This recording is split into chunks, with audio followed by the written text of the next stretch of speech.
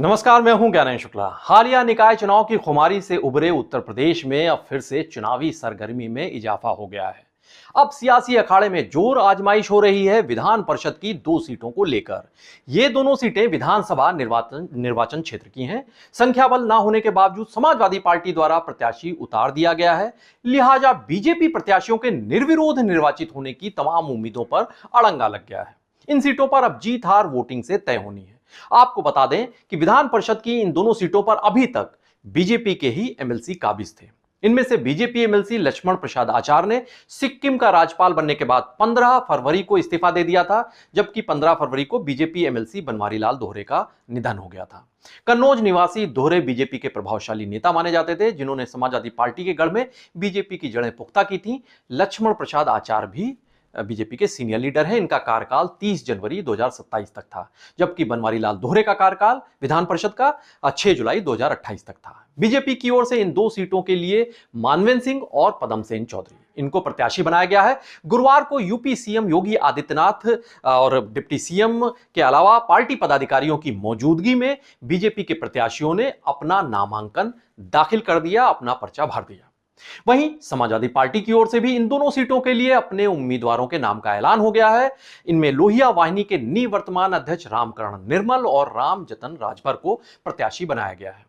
सियासी विश्लेषक मानते हैं कि इन प्रत्याशियों के जरिए समाजवादी पार्टी ने दलित और अति पिछड़ा कार्ड का दांव चला है। गुरुवार को सपा सुप्रीमो अखिलेश यादव ने दोनों एमएलसी प्रत्याशियों के साथ दोपहर में एक अहम बैठक आयोजित की। इसमें समाजवादी पार्टी के विधायक, पदाधिकारी, विधान परिषद के सदस्य शामिल हुए। इन्हें जरूरी दिशा निर्देश भी दिए गए।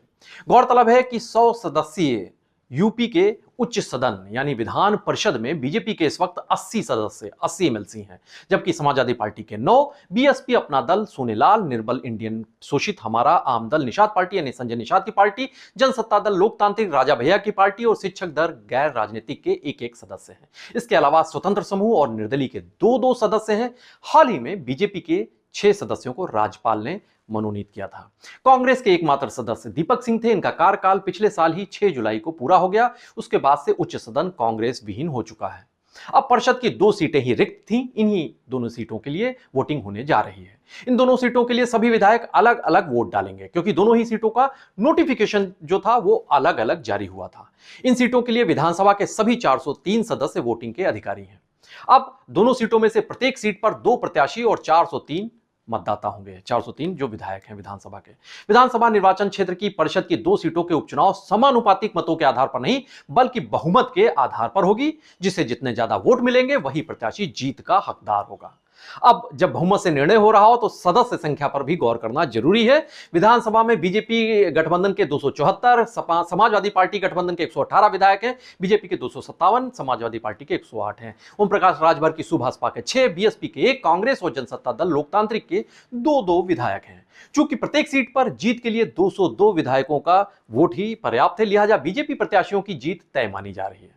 समाजवादी पार्टी रणनीतिकार लेकिन वाकिफ है इस हकीकत से कि संख्या बल में उनके प्रत्याशी कतई नहीं ठहरेंगे, लेकिन दोनों ही सीटों पर प्रत्याशी उतारकर दलितों और अति पिछड़े वर्ग के वोटरों को संदेश देने की रणनीति पर अमल करने से नहीं चूक रहे हैं। चुनाव के बहाने समाजवादी पार्टी अपने सहयोगियों सहित विधायकों को लामबंद करेगी तो विपक्षी खेमों को उनके जो रुख है उसको इस चुनाव में भापेगी, क्योंकि उम्मीदवार उतार सकने की हैसियत में ना होने के बावजूद सुभाषपा, कांग्रेस और बीएसपी इनके रुख पर सबकी निगाहें लगी रहेंगी।